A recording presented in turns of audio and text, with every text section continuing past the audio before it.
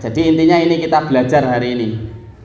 Nah, ini judul yang saya tulis, memahami dan mempraktekkan teknik memperbaiki bacaan tanpa teori dengan apa? Rumus praktis. Metodenya namanya apa? Metode kias. Komunitasnya yang mewadahinya itu namanya Bengkel Ngaji Indonesia. Kalau kemarin belum tahu bagaimana Bengkel Ngaji, ini sekilas tentang Bengkel Ngaji. Jenengan tahu buku yang di bawah sebelahnya ini buku apa, Bu? Yang saya tunjuk ini. Ini buku apa ini, Bu? Mungkin ibu-ibu ada yang punya di sini? Sakifa, betul ya. Siapa mereka? Mereka para dai pedalaman. Yang dipakai di dai pedalaman, kalau yang belum bisa ngaji, mereka pakai metode Sakifa. Alhamdulillah. Kalau yang sudah bisa ngaji kok kira-kira bacaannya masih banyak kekurangan, mereka pakai yang warna biru ini, Bengkel Ngaji, yang sudah jenengan pegang. Jadi idealnya para ustazah di sini harus punya metode yang dari nol, karena kita mengejar mungkin yang belum bisa ngaji, begitu nggih. Nah, tapi kalau yang sudah bisa ngaji, pakainya servis, karena servis itu memperbaiki. Ibarat motor sudah jalan kok rusak, berarti diperbaiki, kan begitu. Jadi kita menerima servis bacaan dan memperindah bacaan dengan murotal.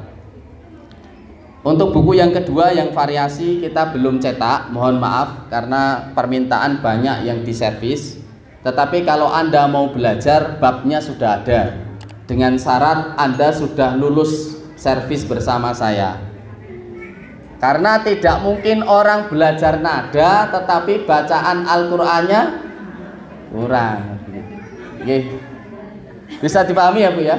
Alhamdulillah. Pelan-pelan saja. Saya kemarin mungkin ada kekurangan, insya Allah semoga saya tutup di sini.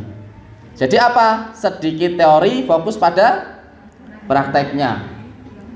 Karena hukum belajar ngaji kan ada dua, fardu ain dan fardu kifayah. Fardu ain itu prakteknya, fardu kifayah belajar teorinya. Itu kemarin sudah saya jelaskan. Kalau misalnya jenengan kok nama-nama teorinya tidak hafal, tidak apa-apa, tetapi semoga praktek jenengan semuanya itu betul, praktek antum semuanya betul, insya Allah. Saya lanjutkan. Servis bersama Bengkel Ngaji. Yang diservis ada 3 bab, 3 pokok ya. Jadi servis Bengkel Ngaji itu ada 3, yaitu huruf panjang pendek dan dengung jelas. Contoh misalnya saya baca surat pendek, min syarril waswasil khannas. Monggo tirukan, min syarril waswasil khannas. Ada 3 komponen di situ, Ibu. Saya tanya, hurufnya harus bagus tidak tadi? Harus. Panjang pendeknya harus pas. Yang terakhir dengungnya ada enggak tadi? Ada. Ada berapa? Ada 2. Maka ketika kita ngaji, kita fokus pada 3 itu sebenarnya. Nah, pertanyaannya gimana sih masyarakat itu bisa paham tetapi tidak banyak teori, kemudian prakteknya bisa betul, kan seperti itu. Alhamdulillah Allah mudahkan saya menulis ini, semoga bisa langsung digunakan buat memperbaiki bacaan, insya Allah. Saya lanjutkan. Servis huruf. Kalau jenengan bawa bukunya, di sini sudah ada halaman-halamannya. Halaman 8, silakan dibuka. Ya. Baik. Ada 4 tahap dalam servis huruf. Tahapan yang pertama adalah memahami bahwa huruf punya makhraj dan sifat. Ini tahap pertama. Ibu-ibu harus paham bahwa huruf punya makhraj dan sifat. Baik, sedikit cerita. Silakan dengarkan cerita saya. Huruf itu punya makhraj. Makhraj itu tempat keluar, ibarat ibunya atau orang tuanya, namanya tempat keluar. Tempat keluar huruf, induknya lah, bisa dibilang seperti itu. Kemudian ketika huruf itu dikeluarkan, ada yang sama makhrajnya, sama tempat keluarnya, tetapi kok ketika keluar hurufnya bisa berbeda. Pertanyaannya, apa yang membedakan? Sifatnya. Berarti sifat itu bahasa mudahnya adalah keaslian huruf. Kalau bahasanya ke orang, wataknya orang lah, begitulah. Sifat itu keaslian atau watak, begitulah kalau orang itu. Saya ambil contoh, ibu-ibu bisa tirukan saya ya. Kita keluarkan huruf A terlebih dahulu. Punya adik namanya H. Baik, kita keluarkan yang mudah. A, monggo. Buka mulutnya. A. Baik, saya kasih instruksi, keluarkan nafas. H. Baik, ada nama keluarkan nafas, itu disebut sifat. Saya ulangi, sifat itu sebenarnya banyak. Tiap huruf itu minimal 5. Tapi saya pesen kepada para trainer bengkel ngaji, kalau ngajar jangan disebutkan banyak-banyak.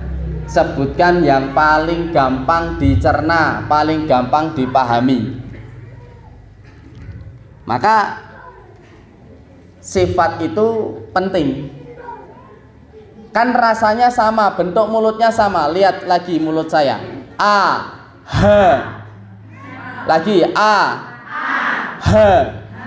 Bentuknya berubah tidak, Bu? Berarti yang membedakan apa? Oke, betul. Berarti jenengan secara tidak langsung sudah paham ini makhraj, ini sifat. Intinya itu nomor 1. Kalau masih ada yang bingung, tak ajak praktek lagi. Ini ya nomor 1 ya.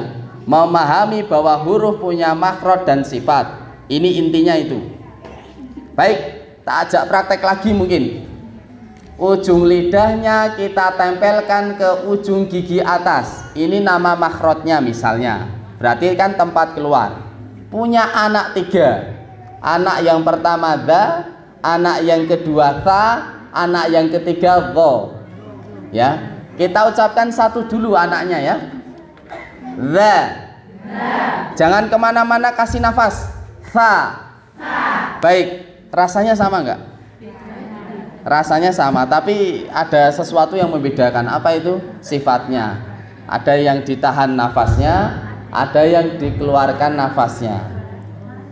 Berarti kan gampangannya kayak gitu, Bu. Lagi-lagi, dha. Maju dikit, Bu, nggak usah banyak-banyak. Dho. Ujung lidahnya jangan kemana-mana ya. Lagi, dha. Dho. Nah, begitu. Itulah yang disebut dengan perbedaan antara makhraj dan sifat. Jadi nomor 1, kira-kira ada yang ditanyakan belum? Atau tidak ada? Kalau saya lanjut ke tahap yang kedua. Saya ulangi sebelum saya lanjutkan. Makhraj tadi apa, Bu? Tempat. Sifat tadi apa? Keaslian huruf. Di makhraj itu tempat keluar, sifat keaslian huruf. Berarti kesimpulannya apa, Bu? Kalau hurufnya salah, kira-kira ada satu kaki yang hilang. Entah kaki makhraj atau kaki sifatnya. Kan harus jalan seimbang. Dia kan harus jalan seimbang ketika ngaji. Tapi kok ketika hurufnya salah itu analisisnya gampang. Dia bisa kurang makhrajnya, dia bisa kurang pada sifatnya. Tak kasih contoh. Saya agak kesini biar kelihatan. Mungkin berdiri ya, nggak apa-apa kali ya. Berdiri nggak apa-apa ya, Bu ya. Soalnya yang di belakang saya takut nggak kelihatan mulut saya. Baik, ini kan hurufnya saya ucapkan huruf dho, tetapi ada jamaah saya yang ngaji di kasroh salah. Tepatnya di surat An-Naba ayat kedua. Ini saya ucapkan ya. Alin nabail adzim. Ini kurang tepat. Atau bukan salah tetapi kurang tepat. Kurang satu kaki itu ya. makhrajnya betul, tetapi yang kurang pada sifatnya. Berarti tinggal dikasih saja. Anin naba'il azim, karena dia dha dikasroh. Nah, cuman gitu saja. Jadi kadang kawan-kawan kita ketika ngaji itu padahal cuman salah sepele, salah maju dikit itu hurufnya sudah ganti. Contoh lagi, takadu tamayyazu minal ghaib, ada yang baca seperti ini, ghaib. Nah itu secara huruf mungkin makhrajnya pas, cuman ada satu sifat yang kurang sehingga dia tidak maju begitu. Nah, artinya apa? Hurufnya menjadi salah gara-gara sifat. Paham ya?